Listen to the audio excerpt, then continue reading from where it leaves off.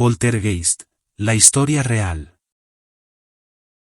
El universo del terror ha atraído al ser humano desde los tiempos más antiguos. Libros, locuciones de radio, películas, y en nuestros días los contenidos de Internet, ejercen sobre nosotros un magnetismo del que muy pocos consiguen escapar.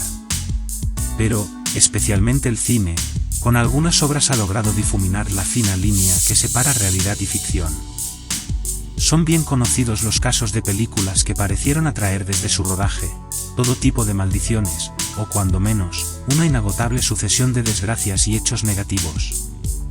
La profecía, El exorcista, La semilla del diablo, El cuervo. Son sin duda algunos ejemplos de películas que además de atenazar a los espectadores en sus butacas, produjeron en los actores y actrices que las interpretaron numerosas situaciones extrañas, o incluso la muerte. Hoy os traemos una de esas películas malditas.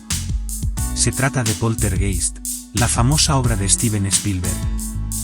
Una película rodeada de controversia, y que nos mostró lo que hoy conocemos como fenómenos paranormales. Estrenada en 1982, la película no fue rodada en unos estudios cinematográficos. Los productores decidieron grabarla íntegramente en una vivienda particular. Concretamente fue filmada en el número 4267 de la calle Rosebury, en Simi Valley, California. Steven Spielberg pensó que era el lugar ideal para crear la inquietante atmósfera que envolvería a los personajes. Spielberg, maestro en llevar al espectador a la piel de los protagonistas, recrea con todo detalle la angustia vivida por la familia Freelings, quienes asistían impotentes al deseo imperturbable de aquellos extraños fenómenos que insistían en llevarse a su hija. Sin embargo, por más escalofríos que nos produjera la película a los espectadores, fueron los intérpretes y el equipo de producción quienes sufrieron en su propia piel una serie de hechos que los marcarían para siempre.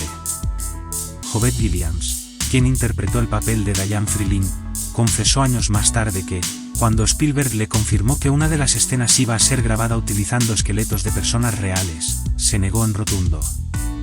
La productora tuvo que contratar a una psicóloga para ayudar a la actriz a que viera aquellos esqueletos como parte de un decorado artificial.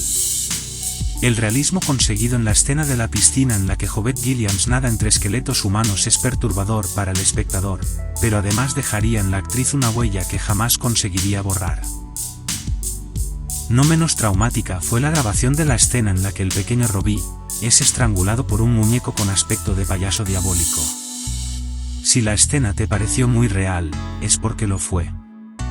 El muñeco era un mecanismo robotizado y controlado a distancia por el equipo técnico de efectos especiales. Pero lo cierto es que cuando Spielberg grita acción, y el muñeco rodea el cuello de Robbie con sus manos presionando la garganta del niño, es un estrangulamiento auténtico. Por el motivo que fuera, el robot se descontroló y comenzó a apretar sin que los técnicos pudieran pararlo. El equipo, al ver que Robbie está ahogándose de verdad, se abalanzan sobre el aparato consiguiendo separarlo del actor.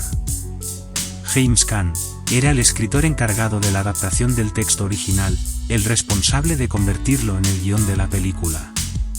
Durante uno de los rodajes, mientras hacía anotaciones en su remolque, de las escenas que se rodarían los días posteriores, un rayo impactó sobre el vehículo, haciendo caer sobre su espalda el aparato de aire acondicionado. Afortunadamente no sufrió heridas de consideración. El incidente habría quedado en una anécdota más del rodaje, pero días más tarde, el propio Caan contó que en el momento del impacto del rayo, él estaba escribiendo la frase, truenos y relámpagos rompían el cielo. Otra de las actrices, Zelda Rubinstein, que interpreta al personaje de la medium Tangina, pasó gran parte del rodaje contando a sus compañeros de reparto que sentía que algo iba a suceder. Estuvo indispuesta en numerosas ocasiones, llegando a ausentarse varios días de la filmación. Unos días más tarde, y en mitad de una grabación, recibió una llamada telefónica anunciándole la noticia del fallecimiento repentino de su madre. Heather O'Rourke tenía solo 5 años cuando fue seleccionada para interpretar a uno de los personajes centrales de Poltergeist, Carol Ann, la hija pequeña de la familia Freeling. Heather era la hermana menor de la también actriz Tammy O'Rourke. Se cuenta que fue el propio Steven Spielberg quien, después de verla por casualidad en la cafetería de la Metro-Goldwyn-Mayer, y hablar brevemente con ella, le dijo a la madre de Heather que estaba buscando a una niña para interpretar un papel en su próxima película. Spielberg quedó prendado de la angelical niña rubia de ojos azules, así que convenció a la mamá de Heather para que la llevara al casting. Como dato anecdótico cabe decir que en la primera prueba Heather, en lugar de sentir miedo, no paró de reír. Pero Spielberg insistió en volver a verla. Durante la segunda audición le pidió a la niña que gritase fuerte. Heather gritó con todas sus fuerzas, hasta tal punto que terminó por romper a llorar. Al día siguiente, Spielberg contactó con Kathleen, la madre de Heather, para decirle que la niña había conseguido el papel. Cabe decir que Heather bordó su interpretación en aquella película que acabaría siendo la cinta más taquillera de 1982. Los sustos contenidos estaban bien formulados, y más de uno terminó aferrándose a su asiento, con escenas como aquella en la que Carol Ann avisa a sus padres de la presencia de los entes, con su suave pero inquietante grito de «ya están aquí».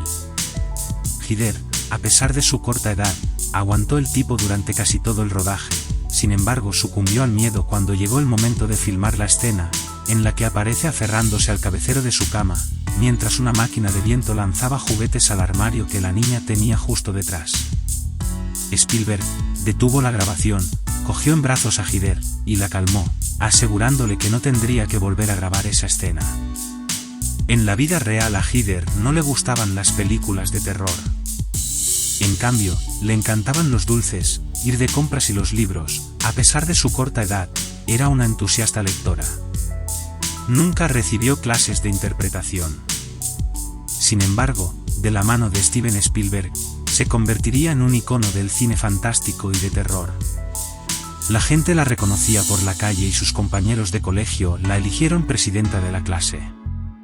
Los años pasaban, y todo le sonreía a la ya no tan niña Heather. Pero, en enero de 1987, comenzó a tener síntomas de algo que parecía una gripe común. Pero los síntomas no remitían, y semanas más tarde, empezó a ver cómo sus piernas se hinchaban. Sus padres alarmados, la llevaron a un hospital, donde, después de muchas pruebas, le diagnosticaron una enfermedad poco conocida, la giardiasis. Se trataba de una infección intestinal producida por un parásito microscópico. Tras el tratamiento, Heather mejoró, pero su intestino seguía inflamado. Durante la filmación de Poltergeist 3, la niña tuvo que trabajar tomando una medicación muy fuerte, que poco a poco hincharon su cara y cuello. Heather tenía la ilusión de dejar de interpretar, para dedicarse a escribir, e incluso dirigir películas. Esa era la vocación que había ido descubriendo en los sucesivos rodajes en los que había participado. Pero ni ella, ni nadie podía imaginar que todos aquellos sueños iban a truncarse el 31 de enero de 1988. Ese fatídico día, Heather se despertó vomitando. Sus dedos estaban completamente azules, y respiraba con dificultad. Mientras se vestía para ir al hospital, Heather cayó al suelo desmayada. De camino al hospital, Heather sufrió un infarto. Pudieron estabilizarla y trasladarla en helicóptero al hospital de San Diego, donde, desgraciadamente moriría cuando, durante una intervención de urgencia, trataban de salvarle la vida. La muerte, el más allá, el invocar a los difuntos, el profanar el descanso de los que ya no están entre nosotros. Son algunos de los temas que muchas personas aseguran no deberían ser tratados a la ligera, y mucho menos llevados al cine. Nunca sabremos si los casos perturbadores que rodean a películas como Poltergeist y otras, son producto de la casualidad, del azar, de la mala suerte, o si, por el contrario, son la consecuencia de haber perturbado el descanso de los muertos.